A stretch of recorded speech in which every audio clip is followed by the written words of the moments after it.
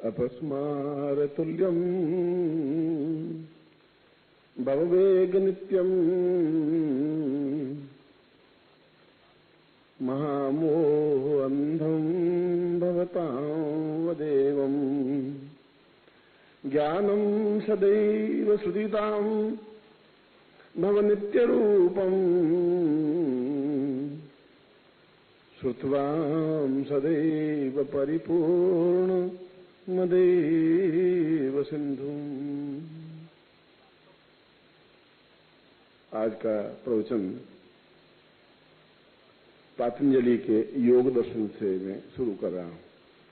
पतंजलि एक महान ऋषि हो चुके हैं और उनका योग दर्शन पूरे विश्व में विख्यात है। उन्होंने योग के बारे में जितना और जो कुछ लिखा अभी तक उससे ऊंचे स्तर का ग्रंथ कोई लिख नहीं पाया और विश्व के वैज्ञानिक और ज्ञानवान व्यक्ति भी अभी उनके योग दर्शन को भली प्रकार से समझ नहीं पाए, क्योंकि उन्होंने यह स्पष्ट किया कि योग का मतलब है दो चीजों के मिलन से जो चीज बनती है उसको योग कहते हैं। दो चीज हैं, एक बिंदु बूंद और दूसरा समुद्र। जिस प्रकार से उन्होंने उदाहरण देते हुए श्लोक में समझाया है कि समुद्र विशाल है और संसार को ये देखा जाए तो उसका चौथा हिस्सा केवल आबादी है और 3/4 हिस्सा तिगुना हिस्सा केवल समुद्र है। चौथा हिस्से में ही मनुष्य बसते हैं, चाहे अमेरिका हो, चाहे इंग्लैंड हो, चाहे फ्रांस हो, चाहे भारतवर्ष हो, चाहे और कोई देश हो। तो इस पृथ्वी से भी 3 गुना ज्यादा समुद्र है और उस समुद्र के जो पानी है, उस समुद्र के पानी की एक बूंद और आपके शरीर में जो जल है, जो आंसू हैं, उस जल की एक बूंद की अगर रासायनिक व्याख्या करें तो दोनों में बराबर तत्व हैं। उतना ही फास्फोरस है, उतना ही लवण है, उतना ही सब कुछ बराबर इक्वल है। इन वैसे ही बूंद की रचना उस शरीर में, इसलिए हमारे शरीर को समुद्र कहा गया है और इसीलिए समुद्र को देवता माना गया है। उस बूंद में जितना खारापन है, आंसू में भी उतना ही खारापन है। उसमें जितना फास्फोरस है या लवण है या जो अन्य घटक हैं, अन्य तत्व हैं, ठीक उतने ही आंसुओं में भी घटक हैं। और उस समुद्र में से एक बूंद जब धूप ज्यादा गिरती है, बहुत ज्यादा धूप होती है, तो समुद्र खौलने लग जाता है, गर्म होने लग जाता है और उसमें से भाप निकलने लग जाती है और भाप हमेशा ऊपर की ओर उठती है और ऊंचाई पर उठ करके वह समुद्र में से निकला हुआ पानी भाप बन करके ऊपर उठ करके बादल बन जाते हैं और वे बादल इधर से उधर डोलते रहते हैं। उनको जहां जिधर हवा धक्का देती है उधर से बह जाते हैं। उन बादलों को कुछ पता नहीं है कि हम कहां डोल रहे हैं, किधर जा रहे हैं, क्योंकि ज्यों ही समुद्र से बिछड़ता है त्यों ही उसका मन इतना डावाडोल हो जाता है कि वो अपने आप में स्थिर नहीं हो पाता। और ये संसार रूपी माँ बाप भाई बहन संबंधी रिश्तेदार मित्र स्वजन उसको जिधर ठेलते हैं वह उधर चले जाते हैं। कोई बनिया बन जाता है, कोई व्यापारी बन जाता है, कोई क्लर्क बन जाता है, कोई नौकरी पेशा बन जाता है। उसको कुछ पता नहीं कि मेरे जीवन का भवितव्य, मेरे जीवन का लक्ष्य क्या है, मैं कहां से उत्पन्न हुआ हूं, उस बादल को कुछ पता नहीं है और उसका मन भी स्थिर नहीं है, बिल्कुल डावाडोल की तरह भटकता है और पवन उसको बादलों को उड़ाता उड़ाता जब वो बादल किसी पहाड़ से टकरा जाते हैं, किसी हिमालय से टकरा जाते हैं, किसी गुरु से टकरा जाते हैं, तो टकराते ही वे बादल अपने आप में पिघल करके बूंद बन जाते हैं, पानी की धारा बन जाते हैं, पिघलने लग जाते हैं। उनके अंदर का जो घुमड़न है, उनके अंदर की जो बेचैनी है, वो अपने आप में पिघलने लग जाती है और टकरा जाती है। उससे जो टकराते ही एक विस्फोट होता है, एक योग बनता है। पहले बूंद का योग समुद्र से था, दूसरे बूंद का योग हवा से बना, तीसरी बूंद का योग फिर उस पहाड़ से टकराने से बना, और फिर वह बूंद और दूसरी बूंद और तीसरी बूंद और चौथी बूंद मिलकर के एक छोटी सी पतली धारा बनी, जिसको हमने गंगा कहा, नदी कहा। और यदि आप गौमुख के पास जाएं तो बहुत पतली सी धारा, उंगली से भी बहुत पतली धारा गंगा की होती है, जो एक एक बूंद से मिलकर के बनती है। मगर धारा बनने के बाद भी उसको कोई चैन नहीं मिलता, बेचैन सी वो आगे बढ़ती रहती है। आगे और धीरे धीरे बूंदें मिलती हैं, जैसे कोई अलीगढ़ से बूंद आई, कोई लखनऊ से बूंद आई, कोई कहीं से बूंद आई, और बूंदें मिलकर के एक नदी का एक आकार लिया। मगर उस नदी को भी बड़ी बेचैनी है, बहुत तड़फ है।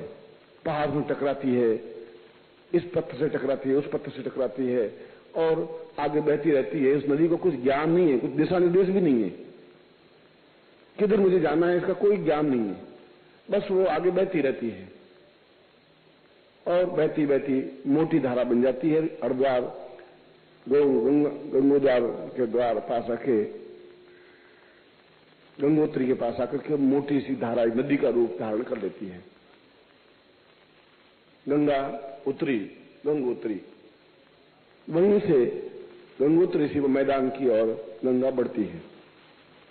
पर तब तक उसमें बहुत वेग आ जाता है, उतने जोश आ जाता है, ताकत आता है, क्षमता आ जाती है, बेचैनी बढ़ जाती है, तड़फ बढ़ जाती है। इतनी तड़फ बढ़ जाती है कि उस नदी में खड़े होना बड़ा मुश्किल हो जाता है। फिर वो सामने को दूसरा व्यक्ति आके खड़ा होता है तो वो खुद ही आदमी हट जाता है, क्योंकि वो उसको बाहर ले जाएगी, वो उसकी परवाह नहीं करेगी। फिर नदी इस बात की चिंता नहीं करती कि मेरे बीच में आके कौन खड़ा हुआ है। और जब बहुत नदी आगे बढ़ जाती है तो बीच में अगर कोई पेड़ आता है तो पेड़ को गिरा देती है, अगर बीच में कोई पत्थर का बहुत बड़ा टुकड़ा आ जाता है तो पत्थर के टुकड़े को तोड़ देती है, अगर बीच में कोई गाय आती है, भैंस आती है, चाहे गांव के किनारे आते हैं, नदी का कोई किनारा होता है, वो किसी इस बात की चिंता, उसके अंदर एक बेचैनी तड़फ है, वो रुकती नहीं है, बहुत बहती रहती है, तेजी के साथ बहती है, एकदम से बेचैनी। और जैसे बेचैन आदमी, कहीं उसको चैन नहीं मिलता और वो भटकता फिरता है, डावा डोल से रहता है कि मुझे कहां जाना है, क्यों बेचैनी है यह भी उसको समझ में नहीं आती। तड़फ क्यों है, ये तनाव क्यों है, ये डिस्टर्बेंस क्यों है, क्या हुआ क्या मुझे, उसको कुछ ज्ञान नहीं। बस उसको तो एक विध्वंस, एक माइंड में एक ये कि मुझे बस बढ़ते रहना है, कहां बढ़ना है यह भी ज्ञान नहीं है। और इसके बीच में जो भी टकरा भी आता है उसको भी वो फेंक देती है। तुलसीदास जी के बीच में रत्नावली आई तो उसको हटा करके हटा दिया, कबीर के बीच में उसकी पत्नी आई तो उसको पत्नियों को हटा दिया, सूर के बीच में उसकी प्रेमिका आई तो उसको हटा दिया। और यदि बीच में कोई माँ आती है, बाप आते हैं, भाई आते हैं, संबंधी आते हैं, रिश्तेदार आते हैं, मित्र आते हैं, स्वजन आते हैं, वो क्योंकि उसको तो बेचैनी है, मित्र को मिलकर के भी उसको चैन मिलता नहीं है, माँ बाप को मिलकर के भी चैन उसको मिलता नहीं है, और कोई साधु संत मिलता है तो उसको चैन नहीं मिलता है। बस उसको भी बाहर करके साथ ले जाएगी, किनारे लग जाएंगे, किनारे लग जाएंगे, साथ तिनके बहेंगे तो वो तिनके साथ में बहेंगे, पेड़ के टुकड़े साथ बहेंगे तो पेड़ के टुकड़े साथ बहेंगे। वो इस बात को परवाह नहीं करते वो मेरे साथ बह रहे हैं कि नहीं बह रहे। और ये तड़फ इतनी बढ़ जाती है कि वो बांध को भी तोड़ देती है, किनारों को भी तोड़ देती है, और बहती बहती बहुत तेजी के साथ हैराती हुई, भयंकर रूप धारण करती हुई, प्रचंड वेग के साथ में समुद्र में जाकर के मिल जाती है। फिर एक योग होता है वापिस, और जो ही समुद्र में जाके मिलती है तो ये बहुत शांत हो जाती है, अपना अस्तित्व मिटा देती है। समुद्र मिलने के बाद उसके मन में कोई उद्वेग नहीं होता, एक शांति से मिल जाती है। फिर उसका नाम भी बदल जाता है, उस गंगा को भी हम समुद्र कहने लग जाते हैं, क्योंकि उस समुद्र में और गंगा में फिर डिफरेंस हम नहीं कर पाते।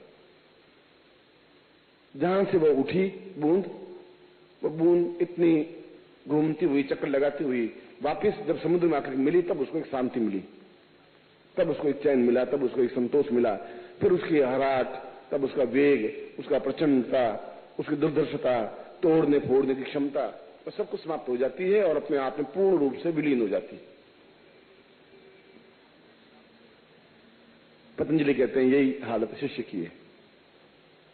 बूंद की तरह एक शिष्य है, एक समुद्र से उठा एक बूंद की तरह, और उसके बाद में जहां उसको ठेला गया वो ठेलता गया, जहां पहाड़ से फिर टकराया तो उसके अंदर का जो अहंकार था, उसके अंदर का जो उद्वेग था, उसके अंदर की जो बेचैनी थी, उसके अंदर जो कुछ भी था, पाप, झूठ, छल, कपट, गर्जना करते हैं, बहुत जोर जोर से हल्ला करते हैं बादल की, हम बहुत कुछ हैं, हम हैं और हम दुनिया हमारे भरोसे है, वो सब कुछ शांत हो जाता है किसी गुरु से टकराने पर। और उसके बाद में वह नदी का रूप धारण करती हुई बहती रहती है, फिर भी उसकी बेचैनी शांत नहीं होती। उस शिष्य की मन में एक, जैसे कल मैंने बताया कि उसके मन में एक द्वंद्व, एक जिज्ञासा बराबर बनी रहती है कि मैं ठीक बह रही हूं, नहीं बह रही हूं, क्या हो रहा है, क्या नहीं हो रहा है, ये रास्ता सही है भी नहीं, रास्ता मुझे कहां ले जाएगा। मगर चूंकि एक बार उसका योग, उस टकरात गुरु से हो चुकी है, तो उसको रास्ता भी गुरु अपने आप सही मार्ग पर गतिशील करता ही रहेगा। और जब शिष्य उस जिज्ञासु से आगे बढ़ के, साधक और साधक से आगे बढ़ के जब शिष्यत्व धारण कर लेता है, तो उसके सारे तनाव, सारी बेचैनी समाप्त हो जाने की क्रिया हो जाती है। और जब पूर्ण रूप से विलीन हो जाता है गुरु में, ईश्वर में, अगर भक्त है तो भगवान में, यदि शिष्य है तो गुरु में, जब पूर्ण रूप से अपने आप को समर्पित कर देता है, तब उसको एक शांति मिल जाती है, बिल्कुल एक मन में संतोष मिल जाता है। फिर उसमें काम या क्रोध या लोभ या मोह या अहंकार या किसी के प्रति आसक्ति, सब कुछ समाप्त हो जाती है। एक कर्तव्य रह जाता है, ये मेरा पति है, पति के प्रति मेरे कर्तव्य है, ये मेरा परिवार है, एक वो एक बात अलग है। मगर वह भी समुद्र में जाने के बाद नदी की कोई आसक्ति भी नहीं रहती, उसको तो केवल एक ही ध्यान रहता है, एको ही रूपम, एको ही नामम, एको ही ज्ञानम, एको ही चिंतन। और ऐसी बहुत कम नदियां हैं, और आपको मालूम हो तो 1.5 लाख नदियां हैं पूरे भारतवर्ष में, और 1.5 लाख नदियों में से केवल 300 नदियां समुद्र में मिलती हैं। 1.5 लाख में से केवल 300 नदियां, बाकी नदियां या तो बीच में सूख जाती हैं, या किसी गंदे नाले में मिल जाती हैं, या एक नदी दूसरी नदी में जाकर के मिल जाती हैं, समुद्र तक नहीं पहुंच पाती। कहां 1.5 लाख, कहां 300, कितना बड़ा रेशियो है। तो सैकड़ों शिष्य मिलते हैं, टकराते हैं और फिर विलीन हो जाते हैं, डूब जाते हैं, क्योंकि उसके अंदर आसक्ति समाप्त नहीं होती, उनके अंदर का काम समाप्त नहीं होता, उनके अंदर का लोभ समाप्त नहीं होता, उनके अंदर का मोह समाप्त नहीं होता। और वे जो प्रज्ञावान होते हैं, जिसमें हिम्मत होती है, हौसला होता है, जो एक निश्चिंत हो जाती है कि या तो इस पार रहेंगे या इस पार चले जाएंगे, देखा जाएगा। जो चैलेंज का भाव लिए हुई नदी बहती है, वो नदी जाके समुद्र में मिल जाती है। और समुद्रो देवताम गया, वो नदी, जिस नदी में गंदे नाले मिले हुए होते हैं, हरिद्वार में जाए तो 400 नाले, गंदे नाले मिले हुए हैं, वही नदी जब कानपुर में जाती है, लखनऊ के पास जाती है, तो हरिद्वार के पास जाती है, तो उसमें और भी गंदे नाले मिलते हैं। बनारस के पास जाती है तो जितने शहर का गंदगी है वो सब उसमें मिलती है। फिर भी सबको लेकर के, उस गंदगी को, उस न्यूनता को लेकर के भी नदी बहती ही रहती है, और समुद्र अपनी दोनों बाहें फैलाए खड़ा रहता है, और नदी उसमें मिलकर के विलीन हो जाती है। तो गंदा नाला फिर गंदा नाला नहीं कहलाता, वह भी अपने आप में समुद्र कहलाने लग जाता है। वो नदी अपने आप में फिर नदी नहीं कहलाती, वह भी अपने आप में समुद्र कहलाने लग जाती है। और इतना वेग, उतनी प्रचंडता, उसमें जोश, उतनी लगन, इतनी अटूट आस्था और बहने की प्रवृत्ति यदि उसमें है तो समुद्र में जाके मिलेगी, अन्यथा नदियां मार्ग में सूख जाएंगी, और सूख करके व्यापारी बन जाएगी, वापिस 4 से बच्चे पैदा कर देगी, वापिस कुछ छोटे मोटे काम कर देगी, वापिस लोभ में आसक्ति हो जाएगी, चोर हो जाएंगे, बलात्कार करने लगेंगे, तरह तरह की वो नदियां अपने आप में विलीन हो जाएंगी। बहुत कम नदियां ऐसी होती हैं जो अटूट आस्था लिए समुद्र तक पहुंचती हैं। पतंजलि कहते हैं कि ऐसे कम सौभाग्यशाली शिष्य होते हैं जो पूर्ण रूप से गुरु में विलीन हो जाते हैं, योग बन जाता है। बहुत कम होते हैं, होठों से कहने से विलीनीकरण नहीं होता। जब अंदर का अहंकार, अंदर का मोह, अंदर का क्रोध, अंदर का लोभ, ये सब कुछ गलेंगे तो विलीन होंगे। दूध में दूध का विलीन होगा, मगर निरंतर बहते रहने से ऐसा संभव हो सकता है।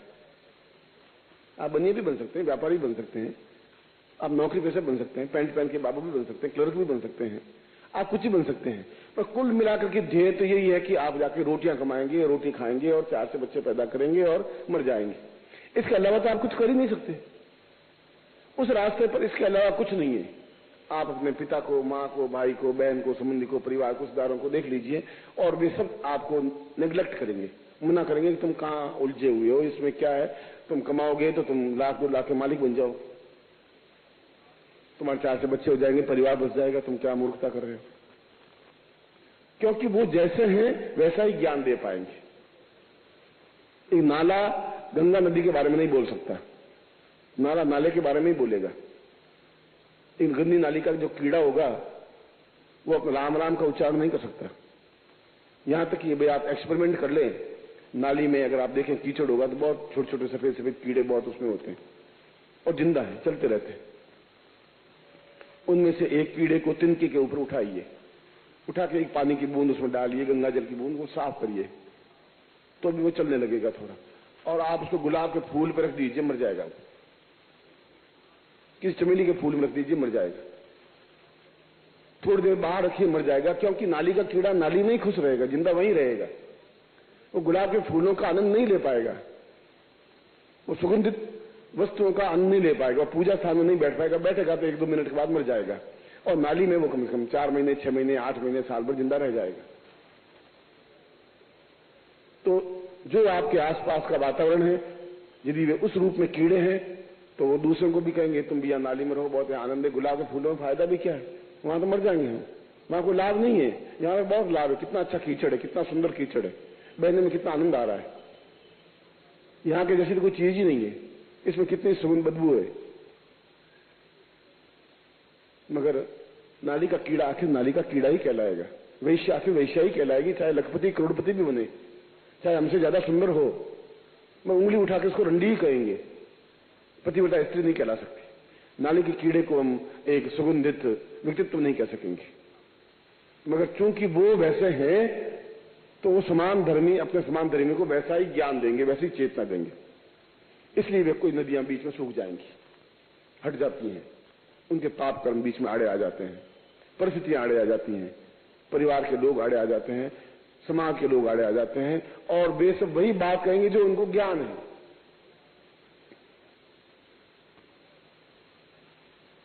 मगर जीवन का लक्ष्य अगर बच्चे पैदा करना है तो बिहार में तो लोग 15-15 बच्चे पैदा करते हैं, वे हमसे पहले स्वर्ग में चले जाएंगे। किसी को 18 बच्चे हैं, किसी को 17 बच्चे हैं। धन भी कमाना है तो बिड़ला जी मतलब रात को नींद ट्रैंकुला की 4-4 गोलियां लेकर नहीं सोते थे, तड़प नहीं रहते, बेचैन होकर के एकदम से दुखी होकर नहीं मरते। और धन से जाकर के कुछ आनंद खरीदा नहीं जा सकता। बाजार से जाके आप रुपए ले जाइए 10,000 और आज बाजार में खरीद के आइए कि मुझे प्रसन्नता चाहिए, उसमें मूर्ख है, रुपयों से प्रसन्नता थोड़ी मिलती है। उनका थोड़ा चाहिए, एक तोले भर भी दे दीजिए, मुझे प्रसन्नता दीजिए, आनंद दीजिए, थोड़ा खरीदिए। आनंद 10,000 रुपयों से आपको मिल नहीं सकता, सुख नहीं मिल सकता, प्रसन्नता नहीं मिल सकती, नींद नहीं मिल सकती, भूख नहीं मिल सकती। यदि आप चाहें कि बिल्कुल एकदम मन में पूर्ण शांति मिले तो 5 लाख रुपए खर्चे करने पर भी बाजार में शांति जैसी कोई चीज मिल नहीं सकती, आनंद जैसी चीज उपलब्ध नहीं हो सकती। और यदि वो नहीं है तो फिर जीवन का अस्तित्व वह है तो आप फिर उसमें खुश हैं। वह तो आपके आसपास में हजारों लाखों लोग हैं ऐसा जो छल और झूठ और कपट और व्यभिचार और बलात्कार और गुंडागर्दी से पैसे इकट्ठा करते हैं, धन एकत्र करते हैं। मगर उस धन से कुछ होता नहीं है, क्योंकि वो बेचैनी तो वैसी की वैसी रहेगी जैसे बादल में थी, जैसे नदी में थी। उस बेचैनी वो नहीं मिटा सकता, हरदम बेचैन रहेगा, तनाव में रहेगा, टेंस में रहेगा, हरदम उसके चेहरे पर एक आनंद की उपलब्धि नहीं प्राप्त होगी, एक मस्ती अनुभव नहीं हो पाएगी। मस्ती तब मिल पाएगी जब समुद्र में एकदम से विलीन होता हुआ वह बूंद समुद्र में विलीन होगी। जब सिकंदर लूट मार करता हुआ हिंदुस्तान में आया तो उसने यहाँ के लोगों को पूछा कि भारतवर्ष की मैंने हीरे लूटे हैं और 100 हाथियों पर उन बोरों में हीरे लदे हैं, मोती लदे हैं, माणिक्य लदे हैं मैंने, मगर यहाँ की विशेष चीज क्या है, भारतवर्ष की स्पेशलिटी क्या है। उनका स्पेशलिटी अगर देखना चाहें तो कोई साधु को मिलिए जो सही अर्थों में साधु हो। सेनापति के सैनिक को दौड़ो और जो भी साधु सन्यासी, अच्छा जिसको सन्यासी कहते हैं, आप मुझे बताइए। अगर ऐसी ऊंची चीज है उसको भी ले जाना चाहता हूं, गुजनी जो इतने हीरे जवाहर ले जा रहा हूं तो उसको भी ले जाऊंगा, वो फिर यहां हिंदुस्तान में क्यों छोड़ूंगा। उन्होंने आस पास ढूंढा तो एक जंगल में साधु बिल्कुल एक लंगोटी लगाए हुए बस पड़ा था, आकाश की ताकता हुआ, नीचे रेत बिछी हुई है, कुछ पास में कमंडल भी नहीं है, मस्ती के साथ में। उसने महाराज एक साधु मिले हैं और उच्च कोटि सन्यासी हैं, लोग बड़ी तारीफ करते हैं। तो उसने कहा जाओ ले आओ। उनका महाराज वो ऐसे आते नहीं है, आप जबरदस्ती खींच खांच करके लाएं, वो खींच खांच के लाने से कुछ होगा नहीं, वो हीरे जवाहर मोती ये नहीं है, पत्थर के टुकड़े नहीं है। आप अगर खुद जाएं तो शायद वो आ जाए, नहीं आए तो कम से कम उनके दर्शन तो हो जाए। उसने कहा सिकंदर से भी महान कोई चीज है क्या, मैं तो दुनिया को विजय करके आया हूं, चलो हम खुद चलते हैं। वो अपनी रानियों को लेकर के हीरे मोतियों का थाल भर करके और उस साधु के पास एक लंगोट लगाए हुए मस्ती के साथ में पड़ा। सिकंदर ने आश्चर्य के साथ देखा कि मैं अरबपति करोड़पति और मेरे चेहरे पर झुर्रियां हैं, केवल 45 साल की उम्र में। ये साधु 65 साल का है, 70 साल का है, मैं चेहरे पर झुर्री नहीं है, चेहरे पर एक ओज, एक प्रकाश है, एक विद्युत है, ऐसा एक आंखों से आंखें नहीं मिला पा रहा हूं। ये क्या खाता है, ऐसा ऐसी क्या चीज है, वो कौन सी टॉनिक है, वो कौन सी औषधि है जिसकी वजह से इसका चेहरा एकदम लाल सुर्ख और एकदम से आंखों में विद्युत कण चमक रहे हैं, क्या चीज है। उसने पास में भारतीय राजा था, उससे पूछा कि खाते क्या है। उनका हमारे क्या खाते हैं, जो कुछ मिल जाता है खा लेते हैं, आटे मिल जाए आटे फाक लेते, नहीं खाते तो घास खा लेते। कमाल है, मतलब ऐसा कोई स्पेशलिटी टॉनिक है एकदम से, मतलब इसका चेहरा, मेरा चेहरा ऐसा क्यों नहीं हो सकता। उसने उनका महाराज आप गजनी चलिए, मैं हाथी पे बिठा करके आपको लेके चलूंगा, मैं सिकंदर हूँ, महान 2-3 ही हुए हैं भारतवर्ष में, मैं भी महान हूँ, सिकंदर महान कहलाता हूँ, सैकड़ों राजा पैदा हुए बट महान नहीं कहलाए। उसने 5 से ठोकर मारी, दूर हट जा थोड़ा, बीच में सूर्य की रोशनी आ रही है, मुझे आराम से रोशनी लेने दे, तुम्हारे जैसे 50 आए 50 चले गए, और तुम क्या मुझे ले जाए। और ये कंकर पत्थर क्या लाया थालियों में, तो चबा के देख, अभी मर जाएगा 2 सेकंड में, 1-2 चबा के देख तो ले पहले। और सिकंदर उनके चरणों में झुक गया, और झुकते ही उनको एहसास हुआ कि वास्तव में असीम आनंद इस जगह पर, ये जो कुछ मैंने किया है वह सब अपने आप में छल और झूठ में किया। जहां बेचैनी है, चेहरे पर झुर्रियां हैं, आंखों में एकदम से निराशा है, मृत्यु मेरे सामने भयंकर नृत्य कर रही है, किसी क्षण में मर जाऊंगा, मगर इतनी मस्ती का आलम मुझे नहीं मिल पाया, शायद मिल भी नहीं पाएगा। और फिर उस साधु ने कहा तुम यहां से निकल जाओ, मैं तुम्हारे जैसे नाले के कीड़े को नहीं देखना चाहता हूं। इस समय तक तो मैं प्रकृति को और थोड़ा निहार लेता, थोड़ा और आनंद खरीद लेता, आनंद ले लेता। सिकंदर भी उस आनंद को खरीद नहीं पाया। वो चेहरे का जो ओज है, जो प्रकाश है, जो बिंब है, वो हीरे जवाहरातों से और बेटों से और बेटियों से और घर के बैंक में जो नोट पड़े उनसे नहीं मिल सकता। और वह नहीं है तो सिकंदर जैसा भी झुक जाता है उस लंगोटधारी के सामने। अगर मुकुट, सोने का मुकुट चरणों में झुक जाता है एक लंगोटी वाले के सामने, तो ये तो स्पष्ट हो गया, इतिहास इस बात की तो गवाह दे रहा है कि लंगोटधारी अपने आप में उस राज मुकुट से ज्यादा मूल्यवान है, क्योंकि वह अपने आप में पूर्ण रूप से एक समुद्रवत बना हुआ था। ऐसे चरणों में बैठने का सौभाग्य तो कभी कभी मिलता है, जब तक हमारे पूर्व जन्म के कुछ पुण्य बचे हों, उदय हों, तो अन्यथा तो पूरा जीवन भटकता रहता है। एक ही छत के नीचे पति पत्नी रहते हैं, लड़ते रहते हैं, चलते रहते हैं, बच्चे पैदा होते रहते हैं, और भारतवर्ष में चलता रहता है। लड़ भी रहे हैं, झगड़ा भी कर रहे हैं, बोल भी नहीं रहे हैं, और बच्चे पैदा भी होते जा रहे हैं। ऐसी महान विशेषता इस भारतवर्ष में है।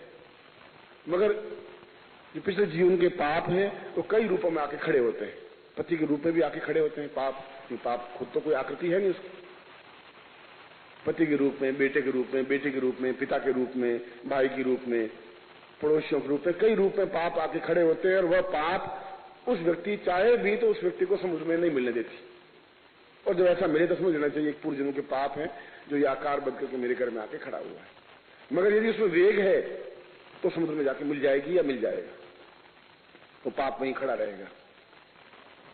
तो एकदम छटपटाता हुआ, यदि आपने किसी मरते हुए प्राणी को देखा नहीं, कभी बिल्कुल लास्ट डेथ के लास्ट पॉइंट पर हो, जब आप देखिए उस व्यक्ति को, उसका गला रुंध जाता है, आवाज निकलती नहीं है, आंखें डबडबाई होती हैं, आंखों में से आंसू बहते रहते हैं। एक भी प्राणी ऐसा नहीं है जो मरा हो और आंखों से आंसू नहीं निकलता, उसमें छलछला नहीं हो। और बेटे सोचते हैं कि कोई कोई बात है जो कहना चाहते हैं कह नहीं पा रहे हैं। कोई सोना गड़ा हुआ है पर मुंह से निकल नहीं पा रहा है। पिताजी बोलो कहाँ गड़ा हुआ है? आप मुझे बोलिए, रोइए मत, बोलिए। वो गड़ा हुआ वो तो कह रहा है कि मैंने कितने पाप किए, कितने जीवन में झूठ बोला है, कितना छल किया है, आज मौत के साथ जा रहा हूँ, ये अकेला जा रहा हूँ। ये सब खड़े हैं, अभी भी यही पूछ रहे हैं गड़ा हुआ धन कहाँ है। और ये सोच सोच करके जीवन में कितना मैंने अन्याय कर दिया, कितना लूटा खसोटा पाप किया, उस पश्चाताप के आंख के आंसू निकलते हैं, मगर उसमें उसके पास कोई रास्ता बचता हुआ नहीं। उसमें उसके पास एक आंसुओं के अलावा यह कि अब क्या कर सकता हूं, अब तो बिल्कुल मृत्यु की कगार पर हूं। जब मुझे कुछ सचेत होना चाहिए था तब हुआ नहीं। अब पश्चाताप के पास मेरे पास कुछ रहा नहीं। मुझे साधु को आपको मरते हुए देखी, बिल्कुल बैठता है और ओंकार की ध्वनि करता है, कपाल फोड़ करके सांस को निकाल देता है। उसकी आंखों में कोई तनाव, आंख में आंसू, क्योंकि उनको कोई तनाव था ही नहीं, चिंता थी। उन्होंने आनंद ही आनंद जीवन में उपलब्ध किया। और वह जो प्राणी मरा उसने भी अपने साथ हीरे जवाहर लेके गया। दोनों रास्ते खुले, गंदे नाले में भी जाके मिल सकते हैं, कोई आपको रोक नहीं सकता। और पतंजलि कह रहे हैं कि आप समुद्र में मिल सकते हैं, कोई आपको रोक नहीं सकता। आप अपना खुद का वेग मालूम रखिए। दोनों में उपलब्धि क्या होगी इसकी गणित आज आप नहीं कर सकते। इसकी गणित तो अंतिम क्षण में होगी, क्योंकि आप मरेंगे तभी दुनिया तो ऐसी कैसी चलती रहेगी। आपके पिताजी मरे तभी दुनिया चलती रहेगी, आपकी मां मरी तब दुनिया ऐसी, उसमें लाग रंग हा हुए। पिताजी मर गए, 5-7 साल बाद घर में शादी हुई, फिर ढोल बजा रहे, नगारे बजे, 4-6 महीने रोते रहे कि पिताजी थे चले गए, पिताजी चले गए। बस मुश्किल से 5-7 लाख रुपए कमा के मर गए। अरे 15-20 लाख कमाते, आदमी कुछ किया ही नहीं था बस। और मुश्किल से बहुत ज्यादा समाज के डर से होगा तो साल में एक बार श्राद्ध कर लेगा कि पिताजी आप भोजन करिए और ये घी खाइए। अब जिंदे जी अगर घी खिला देते तो मरते ही क्यों बेचारे, तो जिंदगी घी खिलाते नहीं और श्राद्ध कर लेते हैं उसको, और उसको भूल जाते हैं। 365 में एक दिन आपको भी याद रखेंगे बेटे। वो इसलिए कि पिताजी थे और दुनिया क्या कहेगी, श्राद्ध भी नहीं किया, चलो एक ब्राह्मण को खिला दो। और अब तो श्राद्ध भी नहीं करते हैं, आटा थाली में लेकर के किसी को दान देते हैं, मंदिर में जाकर चढ़ा देते हैं। कौन श्राद्ध का झंझट बोल ले, कौन ब्राह्मण को बुलाए, कौन माथा फोड़े कर, सारा मर गए तो मर गए, अपनी जगह गए। अब ये झंझट पीछे क्या पालना है।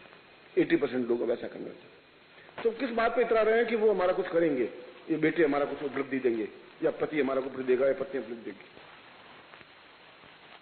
कल भी मैंने ये कहा था कि हम अकेले ही आए हैं, डेफिनेटली अकेले ही जाएंगे। इस बीच में इतना जो झंझट है, इस झंझट में हम या तो उलझ जाएंगे या सुलझ जाएंगे।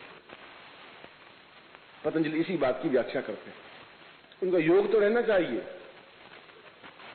और योग आप किसके साथ करते हैं? वैश्या के साथ करते हैं या पतिव्रता के साथ करते हैं? गुरु के साथ करते हैं या गंदी नाली के साथ करते हैं?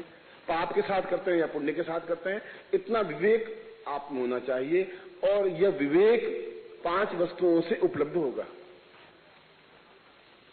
कैसे विवेक को उत्पन्न करें, कैसे सोचें?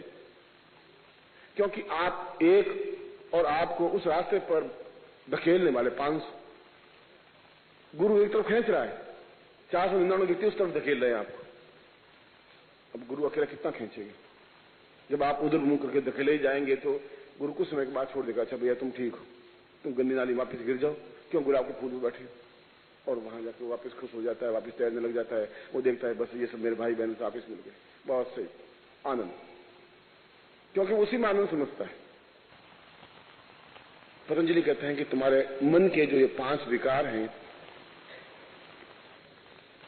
पहला विकार तो यह है कि आपका अहंकार है कि मैं हूं, और मैं हूं तो चलता है, मैं हूं तो गुरुजी काम चलेगा, मैं नहीं होऊंगा तो गुरुजी काम नहीं जाएगा, समाप्त हो जाएगा बस। और मैं हूं तो गुरुजी जिंदा है, मैं पैर दबाता हूं तो गुरु जिंदा है। अहंकार की समाप्ति।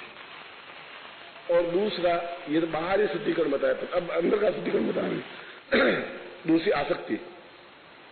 यदि आसक्ति रहेगी कि मैं बैठा तो हूं पर मेरी बाप वहां बैठा है, मां वहां बैठी है, और जब तक ये आसक्ति रहेगी तब तक न यहां का आनंद ले पाएगा न घर का आनंद ले पाएगा। वह दोनों जगह टूटा हुआ रहेगा, यहां भी जुड़ नहीं पाएगा, वहां से भी जुड़ नहीं पाएगा। कई शिष्य जाते हैं घर पे और जाते हैं 10 दिन रहते हैं, महीने वापस दौड़ के आ जाते हैं, 80% दौड़ के वापस आ जाते हैं। गुरुजी वहां से तो माहौल में मैं बैठ जाता हूँ डॉक्टर, कोई पानी की आसक्ति नहीं, बैठ, रोटी की आसक्ति नहीं। तीसरा मोह। मोह का मतलब है कि ये चुपड़ी जो रोटी मिलेगी तभी खाना हजम होगा, और 2 सब्जियां होगी तभी बैठेगा, और भिंडी की सब्जी के बिना, अचार के बिना चलेगा नहीं। मोह है जो मिल गया, ठीक, हलवा मिल गया था, हलवा भी आराम से खा लिए, रूखी रोटी मिल गई, रूखी रोटी खा गए, और दोनों में बिल्कुल संतुष्टि अनुभव करने लगे। चौथा अपस्मार। अपस्मार का मतलब है चोरी करने की प्रवृत्ति, कि कोई चीज चुरा करके रख दे, कोई एंट्री में चोरी कर दे, कोई आदमी आया और उसने कोई सामग्री, किताब ली और किताब पैसे निकाले और अपने अंदर रख दिए छुपा करके, न मालूम कब जाना पड़ेगा तो पैसा गुरुजी देंगे कि नहीं देंगे, घर कैसे पहुंचेंगे, वो संभाल के रख ही दे। और 5वां गुरु भक्ति में न्यूनता, ईश्वर भक्ति में न्यूनता। उन्होंने ईश्वर शब्द की व्याख्या की है कि जो अपने आप में वर के रूप में जिसको धारण कर सकें, पति के रूप में धारण कर सकें, वही ईश्वर है, जिसको अपने हृदय में बिठा सकें। इसलिए ईश्वर बड़ा फिर कहा है कि गुरु ब्रह्मा गुरु विष्णु, खाली ब्रह्मा को, विष्णु को, रुद्र को अलग अलग कहां पूजेंगे, जब एक ही चीज है।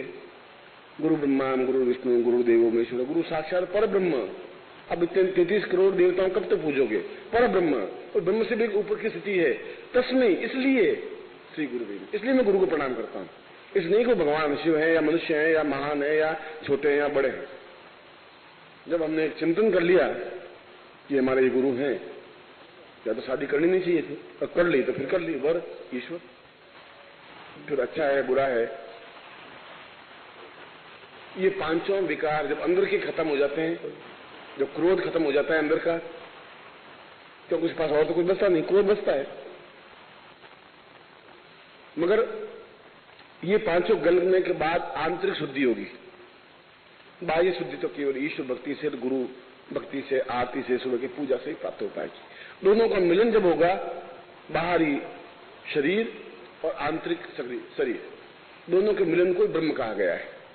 ब्रह्म को ईश्वर कहा गया है, ज्योति कहा गई है, जो आपके अंदर स्थापित हो सकती है, जो आपके अंदर स्थापित हो। इसका मतलब ये नहीं कि हम क्रोध करें ही नहीं। आगे सूत्र में बताया है, यदि कोई बदमाश आपको छेड़ता है तो आप 4 झापट मार सकते हैं। क्रोध का तात्पर्य ये नहीं कि तुम कायरता, क्रोध को कायरता को जोड़िए मत, कायरता हो जाएगी। यदि आप बिल्कुल क्रोध छोड़ ही देंगे तो फिर आप कायर हो जाएंगे, बुज़दिल हो जाएंगे, तब तो फिर कोई भी व्यक्ति आपके ऊपर हावी हो जाएगा। व्यर्थ में क्रोध मत करिए। यदि कोई व्यक्ति आपको गाली देता है तो आप फिर खाली सुनिए मत, उसका गला पकड़ के 6 थप्पड़ मारिए, तो दूसरी बार वो गाली दूसरे को भी नहीं देगा, आपको देना छोड़ देगा। उसका मोह भी रखिए, पर गुरु के प्रति मोह रखिए, ईश्वर के प्रति मोह रखिए, आसक्ति रखिए, अपने आप में शरीर को बिल्कुल तंदुरुस्त बनाए रखने की आसक्ति भी रखिए। उसने ऐसा नहीं कहा कि आप बिल्कुल एक पत्थर के ढोंके बन जाएं। उसने कहा कि रखिए, मगर आप कहां बैठे हैं इस बात का ध्यान रखते हुए, चिंतन करते हुए, विचार करते हुए बढ़िए।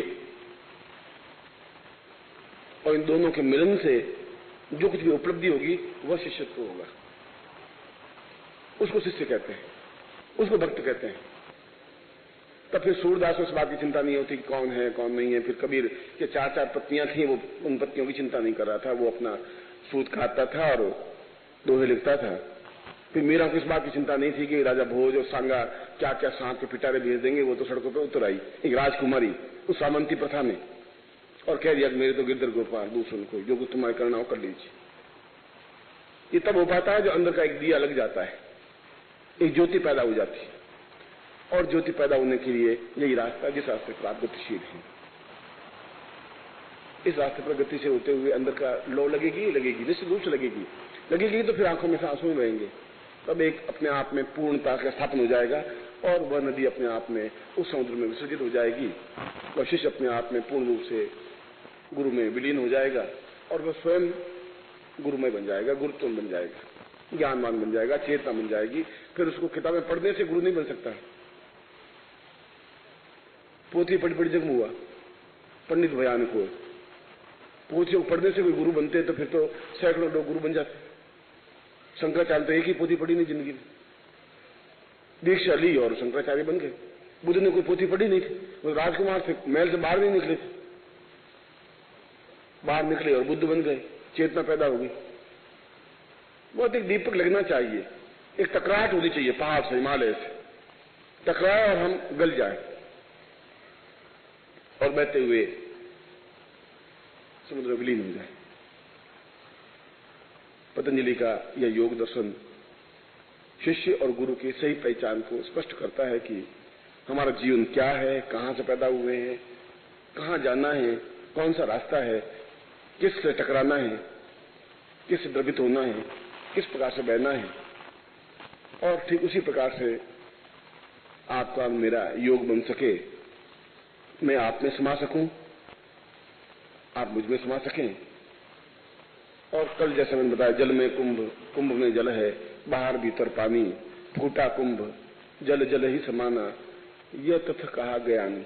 ज्ञान ने यही बात कही है कि तुम्हारे मेरे बीच में जो एक घड़े रूपी दीवार है टूटे और ये पानी पानी मिल जाए और आप पूर्ण रूप से एकाकार हो सकें। ऐसा ही मैं आपको हृदय से आशीर्वाद देता हूं, आपकी कल्याण की कामना करता हूं। आपको दिव्योर्वतां वै भव सिन्धुरूपम् ज्ञानोऽपि देवं भवतां सदैव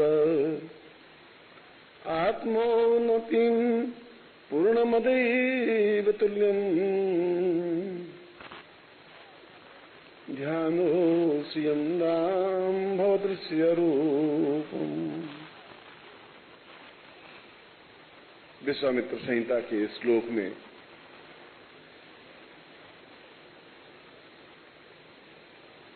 गुरु और शिष्य या सामान्य मनुष्य और गुरु के बारे में समझाया है। श्लोक तो काफी हैं। विश्वामित्र ने कहा कि सामान्य मनुष्य कोई होता ही नहीं है, या तो मनुष्य होता है या राक्षस होता है या देवता होता है। सामान्य जैसी प्रक्रिया कुछ भी नहीं होती। और प्रभु ने एक भी व्यक्ति को असामान्य नहीं बनाया है, सभी को अपने आप में सोच समझ करके बनाया है, अकारण किसी को जन्म नहीं दिया है। यह अलग बात है कि हम जीवन का रास्ता ढूंढ नहीं पाए हों, और जब तक जीवन का रास्ता मिलता नहीं है तब तक हम अलग अलग पगडंडियों पर भटकते रहते हैं। यदि मेरे पिता कपड़े का व्यापार करते तो मुझे कपड़े की दुकान पर बिठा देते, और आज तक भी मैं उस कपड़े की दुकान पर कपड़ा फाड़ता रहता और ग्राहकों को देता रहता, मगर वो मेरी पगडंडी थी ही नहीं। और यदि मुझे जीवन में गुरु उस पगडंडी पर नहीं मिलते तो मैं कपड़े का व्यापार ही बना रहता, चाहे छोटा होता है, चाहे बड़ा होता है, चाहे दिल्ली में करता है या जोधपुर में करता है। मगर जब इसी प्रकार प्रत्येक व्यक्ति जो नौकरी करता है, जो कुछ कार्य करता है, वह अपने जीवन को एक पगडंडी पर गतिशील करता है। उसको मालूम नहीं कि यह पगडंडी मेरी है या रास्ता मेरा जीवन का कौन सा है, प्रभु ने मुझे किस लिए चयन किया है, क्या निर्माण का हेतु है। यदि मेरे जीवन का निर्माण का हेतु गुरुत्व था तो मैंने सही मार्ग चुना, या सही मार्ग प्रभु ने मुझे दिया। मैं अध्यापक भी था, यदि मैं अध्यापक ही करता तो मैं अभी तक मतलब अध्यापक रहता, हेड ऑफ द डिपार्टमेंट बन जाता, वाइस चांसलर बन जाता, मगर वह मेरे जीवन का लक्ष्य, वह मेरे जीवन का आनंद का हेतु नहीं था। इसलिए आपके जीवन का भी कोई उद्देश्य है, कोई लक्ष्य है, क्या है, यह आपको भान तब हो पाएगा जब आपको गुरु प्राप्त हो। तो प्रश्न उठता है कि क्या गुरु प्राप्त नहीं हुए? मैं कह रहा हूं कि आपको गुरु प्राप्त नहीं हुए। आपने गुरु को देखा है, प्राप्त नहीं हो पाए। गुरु को देखना और प्राप्त होने में बहुत बड़ा अंतर है। जिंदगी भर आप गुरु देखते रहेंगे, जिंदगी भर मंदिर में जाकर के भगवान कृष्ण की मूर्ति के सामने सिर टिकाते रहेंगे, मगर आप कृष्णमय बन जाएं या गुरुमय बन जाएं, यह अत्यधिक कठिन है। उसके लिए तो आपको रास्ता पार करना पड़ेगा। इसलिए दीक्षा दे देने से या रोज आरती कर देने से या गुरु को देखते रहने से या उनको चरण स्पर्श करने से आप गुरुत्वमय बन जाएं, ये आवश्यक नहीं है। गुरुत्वमय बनने का तात्पर्य तो यह है कि आपके अंदर पूर्ण रूप से अखंड एक दीप प्रज्वलित होता रहे और उस खुमारी में आप जीवन में गतिशील हों। और एक व्यक्ति के जीवन में केवल एक ही संबंध होता है, 10 संबंध नहीं हो सकते। एक ही पति होता है या एक ही पत्नी होती है या एक ही गुरु होता है। मेरे कहने का तात्पर्य यह नहीं है कि और कोई गुरु है ही नहीं। मुझसे भी बहुत उच्च कोटि के योगी, महात्मा, सन्यासी, सिद्ध गुरु हैं, मगर जब एक को हम वर्ण कर लेते हैं तो बाकी सारे संबंध गौण हो जाते हैं। जब गुरुत्व में बनने का तात्पर्य विश्वामित्र ने यह कहा है कि गुरु को जब हमने हृदय में धारण कर लिया तो हृदय में जो दूसरी वृत्तियां हैं, चाहे पत्नी की वृत्ति है, चाहे पति की वृत्ति है कि मेरे एक पति हैं या मेरी एक पत्नी है या मेरा एक पुत्र है या मेरा एक संबंधी है या मेरा एक रिश्तेदार है या मेरा एक धन है या मेरा एक व्यापार है, वे सब वृत्तियां हटेंगी तो उस जगह गुरु स्थापन हो पाएंगे। 1 फुट की चौकी पर 10-15 लोग नहीं बैठ सकते। 1 फुट की चौकी पर तो एक ही व्यक्ति बैठ सकता है। या तो गुरु बैठेगा या पत्नी बैठेगी या पति बैठेगा या वेश्या बैठेगी या धन बैठेगा या व्यापार बैठेगा। हृदय में तो एक ही स्थापन होगा, बाकी सारे संबंध होंगे। पत्नी मय बनने की जरूरत नहीं है, पति मय बनने की जरूरत नहीं है, पुत्र मय बनने की जरूरत नहीं है। उन संबंधों का, कर्तव्यों का निर्वाह करना तो जरूरी है जीवन में, पर गुरुत्वमय या शिष्यत्वमय बनना अपने आप में कठिन है। इसलिए जो आप कह रहे हैं कि हम आपके शिष्य हैं, वो आपके कंठ से निकली हुई आवाज है, वो आपके हृदय से निकली हुई आवाज नहीं है। और हृदय से आवाज जब निकलती है तो फिर उसके सामने फिर और कोई संबंध अपने आप में कर्तव्य से बंधे हुए तो होते हैं और होने भी चाहिए, क्यों सांसारिक परंपराओं का पालन करना हमारे लिए धर्म है, उचित है, कर्तव्य है। मगर हृदय में तो केवल एक ही दीपक लग सकता है या एक ही केवल ज्योति जल सकती है, एक ही चिंतन हो सकता है या एक ही व्यक्ति की स्थापना हो सकती है। तुलसी के हृदय में राम बैठे तो राम ही बैठे, फिर उनके जीवन में कृष्ण या बुद्ध या महावीर या चैतन्य और कुछ आए नहीं। वे वृंदावन गए भी तुलसी और भगवान कृष्ण के दर्शन किए तो उन्होंने साफ कहा कि ये मेरा मन रुचता नहीं है। जब आप धनुष बाण हाथ में ले लें तो मेरा मन अपने आप में रुच जाएगा। और कहते हैं कि उस भगवान की कृष्ण की मूर्ति ने, कृष्ण ने उनको उसी रूप में दर्शन दिए जिस रूप में तुलसी चाहते थे। और तो एक ही स्थापन हुआ, स्थापन तो एक ही हो सकता है। और ऊपर की जो वृत्तियां हैं, ये वृत्तियां तो अपने आप में इस संसार में निर्वाह करने के लिए आवश्यक हैं। हमें संबंध भी रखने पड़ेंगे, समाज में भी जाना पड़ेगा, आना भी पड़ेगा, लोगों से मिलना भी पड़ेगा, अनिच्छा से मुस्कुराना भी पड़ेगा, अनिच्छा से बात भी करनी पड़ेगी। मगर अंदर केवल अनवरत जाप जो होता है वह अपने आप में गुरुमय होता है। यदि आप गुरुत्वमय हैं, मजनू को केवल लैला ही लैला दिखाई दे रही थी, न उनको घर बार संबंधी रिश्तेदार को दिखाई नहीं दे रहे थे। उसके हृदय में केवल एक ही बात थी। एक बार कृष्ण ने उद्धव का ज्ञान, क्योंकि बड़ा ज्ञानवान था और वह सुनता था मैं बहुत बड़ा ज्ञानवान हूं, कृष्ण को कई तरह से उपदेश देता रहता था कि देखो ऐसा नहीं है, ये उचित नहीं है। और कृष्ण चुपचाप शांत भाव से सुनते रहते थे, जैसे एक निष्पन्न व्यक्ति सुनता है। बहुत विद्वान आदमी जितना ही ज्यादा विद्वान होगा वह उतना ही शिशुवत होगा, वो सुनता रहता है कि, और उसे सुनाने वाला सोचता है कि मैं बहुत ज्ञानवान हूं, मैं बहुत समझदार हूं, मैं बहुत बड़ा विद्वान हूं, और ये कन्विंस हो रहा है और समझ रहा है कि अगर इसी में इसको सुख है तो इसके सुख को वृद्धि करनी चाहिए, इसकी बात सुनते रहना चाहिए। कृष्ण निष्क्रिय भाव से सुनते रहते थे। कृष्ण ने कहा कि उद्धव, तुम एक मेरा काम करो, मैं मथुरा में हूं और मैं वृंदावन में गोपियों को छोड़ के आया हूं, तुम जाकर के ये ज्ञान उनको समझा दो तो शायद ठीक रहे। उन्होंने गोपियों के पास गए, विद्वान और उस ज्ञान से लबालब भरा हुआ, और यदि बहुत अधिक भरा हुआ व्यक्ति होगा, शिष्य होगा, तो मैं उसमें डाल भी क्या सकूंगा, वो तो पहले से भरा हुआ है। जो भरा हुआ दीपक होगा, मैं तो उसमें तेल की बूंद या घी की बूंद डाल ही नहीं सकता। मैं तो खाली पात्र बनकर के मेरे पास में आएगा, तभी मैं उसमें कुछ डाल सकूंगा। तो उद्धव तो बिल्कुल भरे हुए थे ज्ञान से, बिल्कुल कि बस मेरे जैसा कोई विद्वान है ही नहीं। तो गोपियां बिल्कुल रिक्त थी उनके हृदय में। तो कृष्ण जाने के बाद भी 5 साल, 7 साल, 8 साल, 10 साल बाद भी केवल एक ही चिंतन था कि ये कृष्ण थे, वे हमारे प्रेमी थे, प्रिय थे, पति थे, सखा थे, मित्र थे, स्वजन थे, बंधु थे, जो कुछ भी थे। उद्धव ने कहा कि तुम मनुष्य से प्रेम करती हो, तुम्हारी मूर्खता है, इससे कोई फायदा नहीं है। वो देखो तुम्हें छोड़ के चला गया, तुम फालतू उनके पीछे भटकती रहती हो, और अब भी तुम बिल्कुल मूर्खतापूर्ण करती हो। और निर्गुण की उपासना करो। निर्गुण में कोई मूर्ति नहीं होती, कोई कृष्ण नहीं होते, कोई राम नहीं होते। तो गोपियों ने कहा कि इतना तो ज्ञान हमें है नहीं, जितना आप में है उतना तो हमें है नहीं।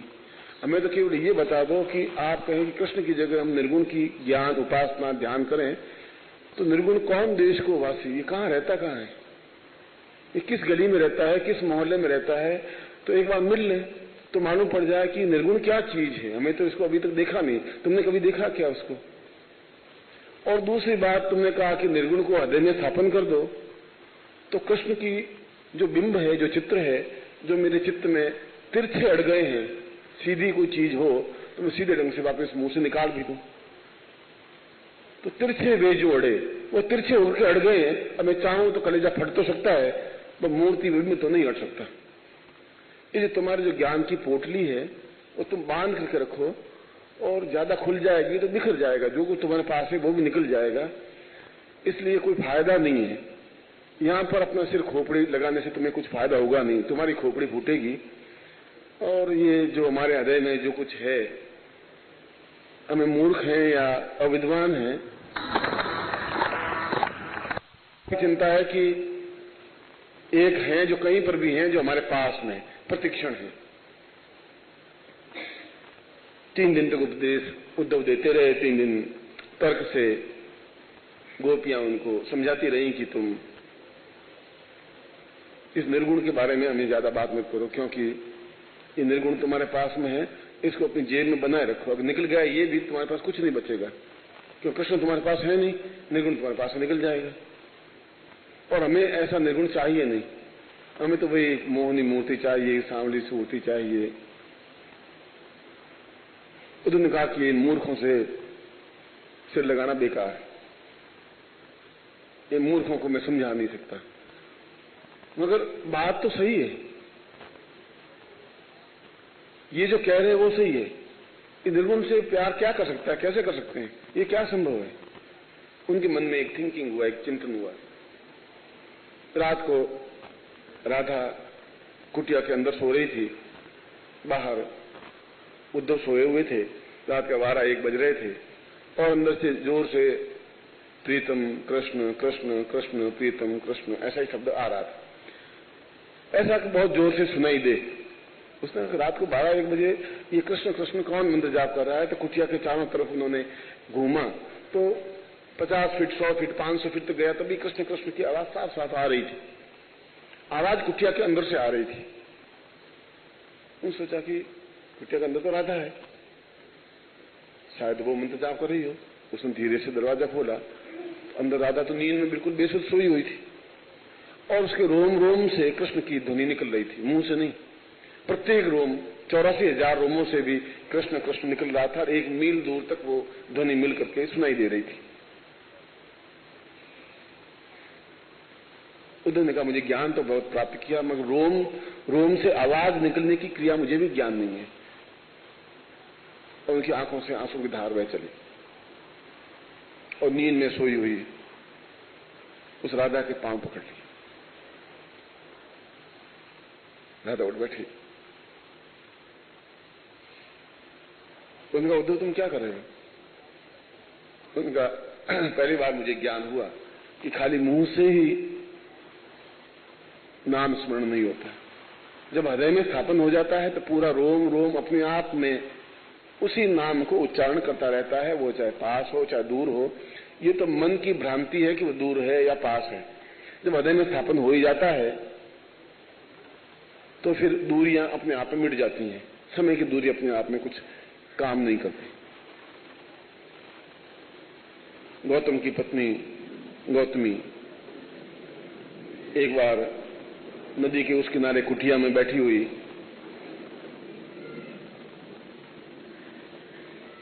भोजन बना रही थी और उनके घर में मुट्ठी भर एक आटा था, सिर्फ इतना ही बचा था। और उसने कहा कि मुट्ठी भर आटे से एक रोटी बना दूंगी, आधी मैं खा लूंगी, आधी पति को खिला दूंगी। तभी दुर्वासा अपने 10,000 शिष्यों को लेकर के आ पहुंचे। दुर्वासा तो क्रोध के अग्निपुंज थे, ज्वाला थे, बस क्रोध ही उनको करना आता था। उन्होंने कहा गौतमी अभी हम सब तुम्हारे यहां भोजन करेंगे 1 घंटे के अंदर अंदर, और 10,000 शिष्यों के साथ तुम भोजन का प्रबंध करो, हम यहीं बैठे। वो भी जुड़े सब चाहिए। अब मैं मुट्ठी भर तो आटा, अब इन 10,000 शिष्यों को और गौतम को, इस दुर्वासा को भोजन कैसे करवाऊंगी और इतनी जल्दी व्यवस्था भी तो कैसे होगी?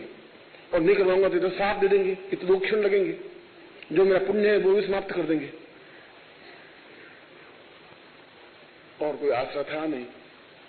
उन्होंने कृष्ण को याद किया कि अब इस संकट से केवल कृष्ण मुझे बचा सकते हैं। उन्होंने कृष्ण को मन ही मन स्मरण किया, आवाज दी कि अब तो 1 घंटे भर में भोजन करवाना है और मेरे पास तो कोई चारा है नहीं। नदी के उस पार कृष्ण खड़े थे और नदी के इस पार वह झोंपड़ी थी। बीच में उफनती हुई नदी थी, इतनी उफनती हुई नदी बरसात की कि हाथी भी पार नहीं कर सके, आदमी तो पार करने असंभव ही नहीं था। और कृष्ण के साथ कुछ गोप थे, ग्वाले थे, गोपियां थी, और वो विहार कर रहे थे, रमण कर रहे थे, बातें कर रहे थे गोपियों से। जो ही आवाज उनके कानों में पड़ी तो उसने कहा कि जीवन भर यदि ब्रह्मचारी रहा हूं, कभी किसी प्रकार के मन में कोई विकार मेरे मन में नहीं आया हो तो नदी मुझे रास्ता दे दे। और नदी में बंट गई और कृष्ण और गोपियां और ग्वाले उस रास्ते को नदी को पार करके उस किनारे पहुंच गए।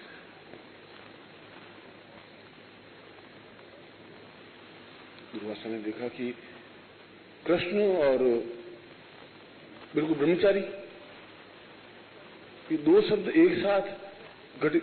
कृष्ण जैसे तो रसिया था ही नहीं कोई, वो 24 घंटे गोपियों से घिरा हुआ ही था। ये ब्रह्मचारी, और मगर नदी ने रास्ता दिया है तो वरुण देवता है, वो तो सत्य बोल नहीं सकते।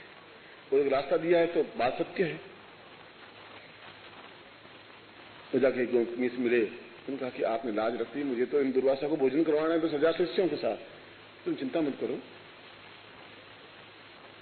और भोजन की व्यवस्था हो जाएगी। दुर्वासा को हाथ जोड़ के कहा कि आप बैठिए और भोजन तैयार है और भोजन शुरू करिए। तो शिष्य और गौतम वो दुर्वासा बैठ गए और झोंपड़ी से सामग्री लाते रहे, उनको परोसते रहे। उन्होंने भोजन कर लिया डट करके। भोजन करने के बाद वह भी दुर्वासा थे, ऋषि थे, साधना संपन्न व्यक्तित्व थे। उन्होंने कृष्ण के मुंह से नदी को कही हुई बात सुन रखी थी और डट करके भोजन करने के बाद डकार ली और शिष्यों का चलो नदी को पार करते हैं। शिष्यों ने कहा क्या बात है, नदी को मरना है कि आज से ज्यादा शिष्य तो डूब जाएंगे, आप भी डूबते उतराते हुए चलेंगे, ये सूखी हड्डियां रहेंगी नहीं। उसने कहा अगर मैंने पूरे जीवन में अन्न का एक भी कण नहीं लिया हो तो नदी मुझे रास्ता दे दे। तो नदी 2 भागों में बंट गई और सब शिष्य उस नदी को पार कर लिए शिष्य ने कहा कमाल, हमारे सामने खाना खाया और रात दिन खाना खाते हैं, हमसे तो ज्यादा खाना खाते हैं, 5 शिष्य मिलते हैं उससे ज्यादा खाना खाते हैं। आज कह रहे हैं कि जीवन में कोई अन्न का कण लिया हो।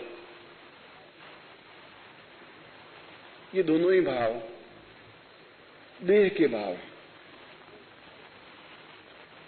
चाहे प्रेम करें तो ये देह का भाव है, आत्म भाव तो राधा का है। इसलिए दूसरे लोगों को ऐसा लगता है कि वो प्रेम कर रहे हैं, ये गोपिकाओं से या गोपियों से या स्त्रियों से या लड़कियों से या महिलाओं से बातचीत कर रहे हैं, वह तो उनका देहगत भाव है, उनके विकार हैं, उनके विकार हैं, वो विकार ही उनके सामने बोलते हैं।